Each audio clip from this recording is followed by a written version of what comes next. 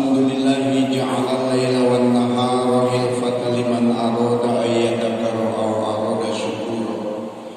Asyhadu an la ilaha illallah wahdahu la syarika lah wa asyhadu anna Muhammadan abduhu wa rasuluhu la nabiyya ba'da.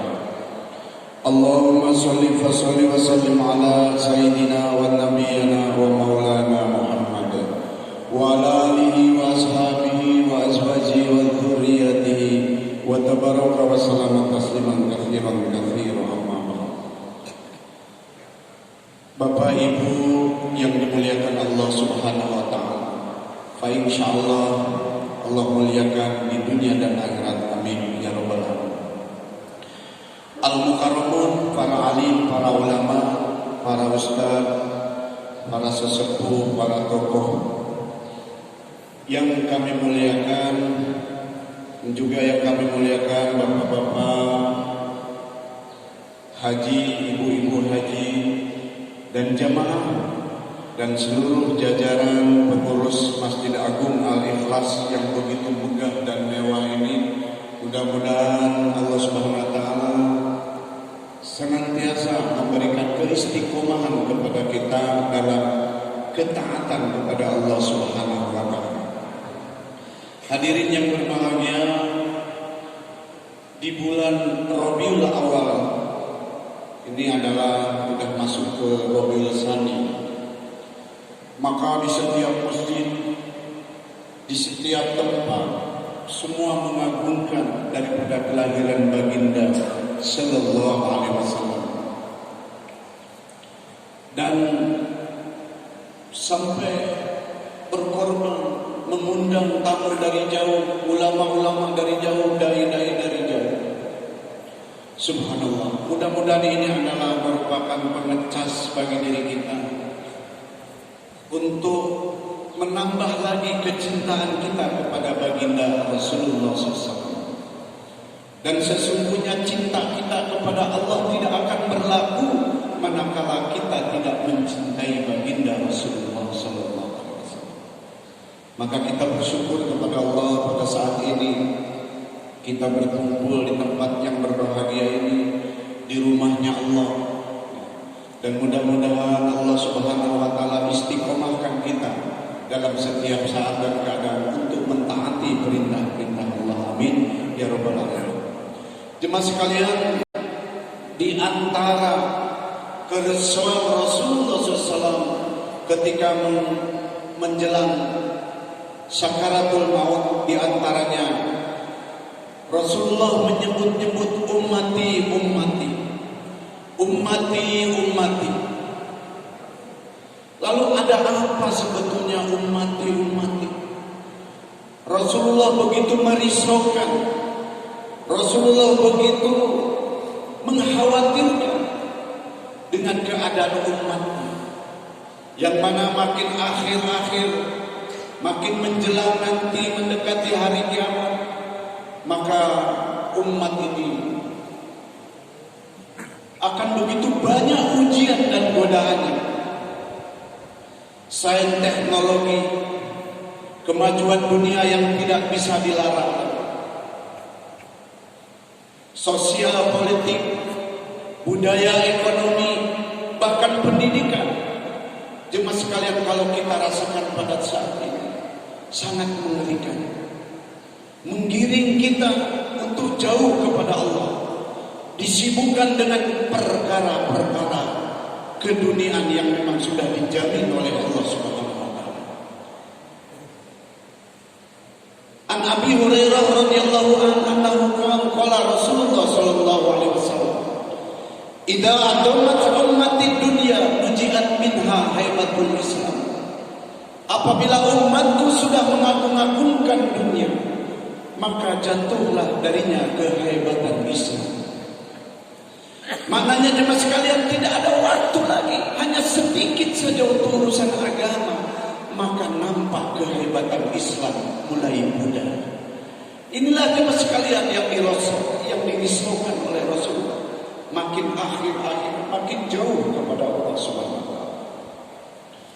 Yang kedua, An-Nisa. Ini orang yang gagal paham mengatakan karena Rasulullah senang dengan perempuan. Tidak, jemaah sekalian. Rasulullah begitu risau dengan keadaan kaum wanita yang mana udah dari zaman dulu sampai nanti akhirnya. Allah sudah takdirkan kaum wanita diciptakan lebih banyak lagi daripada kaum laki-laki. Bagaimana keadaannya sekarang jemaah sekalian? Kaum wanita dijadikan alat untuk bagaimana kemajuan dunia. Penjaga toko kalau bukan wanita, tokonya kurang laku. Pemain-pemain film, pemain-pemain sandiwara, pemain-pemain sinetron, kalau tidak wanita-wanita, tidak. Di kafe-kafe kalau tidak ada wanita, kurang pengunjung. Ini wanita dijadikan alat kemaskulan. Padahal auratul mar'ah jami'il badani. Auratnya wanita seluruh tubuhnya. Dari pakaiannya, dari suaranya, dari tingkah lakunya, semua auratnya masuk. Bahkan iklan yang tidak ada hubungannya dengan wanita pun wanita dipakainya di masa kali. Ada iklan Akidu di WhatsApp, wanita dengan pak masuk, dijadikan alat untuk kemajuan dunia. Dan kalau tidak ada wanita, subhanallah. Maka jemaah sekalian, Rasulullah begitu risau tentang wanita, padahal wanita punya kekuatan, punya power yang luar biasa. Sehingga tinggi setinggi-tingginya derajat kaum wanita. Jemaah sekalian, raja-raja tumbang kalau dengan wanita. Ya. Orang-orang kaya tumbang, pejabat-pejabat tumbang. Wanita ini punya power. Tapi jemaah sekalian, bagaimana kewanitaan ini dijadikan power untuk kemajuan agama? Wanita soleha lebih baik daripada 70 wanita. Tapi satu wanita preman lebih buruk daripada 1000 preman laki-laki. Maka jemaah sekalian, potensi kekuatan dari seorang wanita yang dikatakan soleha lebih baik, doanya lebih makbul daripada 70 wali. Maka apabila kita arahkan kepada urusan agama, insya Allah anak keturunannya menjadi anak-anak yang soleh-soleha, hafidah-hafidah, alim-alimah, dai-dai. Yang ketiga adalah jemaah sekalian, as-shalah, as-shalah. Kenapa as-shalah, as-shalah? Di mana-mana masjid dibangun begitu indahnya, begitu mewahnya. Ini bapak-bapak sulingnya ada yang dari ujung Sungai Jawi sana, ada yang dari Sukabangun ujung sana, dan ada yang dari sana. Ini semua rata-rata melewati masjid. Masjidnya mewah-mewah, megah-megah, tapi kita lewat masih gelap. Rata-rata masih gelap. Kenapa jemaah sekalian? As-shalah, as-shalah. Thariqus shalah, banyak yang lari daripada sholat.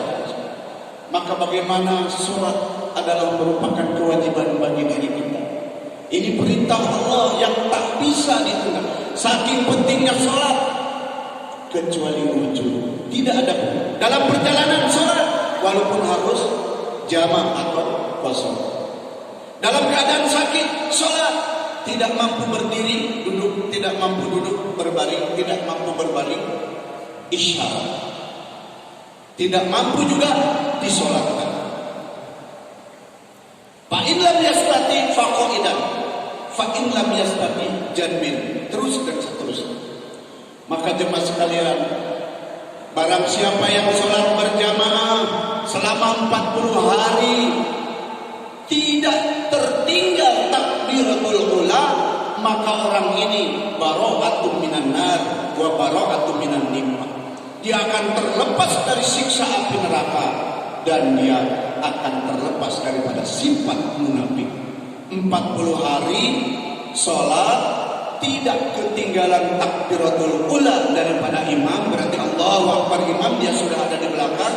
Maka orang seperti ini dijamin akan masuk surga dan dijauhkan dari sifat munafik. Dan barang siapa yang sholat berjamaah dia istiqomah, maka dia sakratul mautnya akan mudah.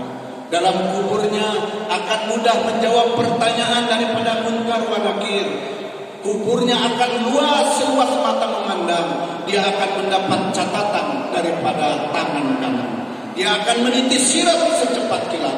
Dan dakhalal jannah bighairi hisab. Dia akan masuk surga tanpa hisab. Maka jemaah sekalian, daripada 3 perkara yang dirisaukan oleh Rasul ini, bagaimana kita betul-betul kita taati, kita laksanakan, kita upayakan bagaimana kemaksiatan minimal di diri kita, keluarga kita bendung di masa sekalian. Minimal di masa sekalian, kaum wanita keluar rumah kecuali dia tutup aurat dan keluar bersama muhrimnya dengan bersama mahram. Yang ketiga, tiap masjid bagaimana hidup sholat 5 waktu berjamaah. Singkat padat, mudah-mudahan ada manfaatnya, niat amal dan sampaikan. Saya sendiri mohon maaf apabila dalam penyampaian banyak kesalahan. Kami ini makhluk kasar, bukan makhluk halus, ya. Jadi tentunya banyak bicara, banyak kesalahan. Enak kalau jadi dai ini ngomong, ujung-ujungnya minta maaf yang sebesar, istighfar kepada Allah. Mudah-mudahan majelis ini diberkahi Allah. Janji Allah berdiri kum dalam keadaan ampunan Allah. Subhanallah wa bihamdihi, subhanallah wa bihamdika, asyhadu an la ilaha illa anta, astaghfiruka wa atubu ilaik. Wassalamu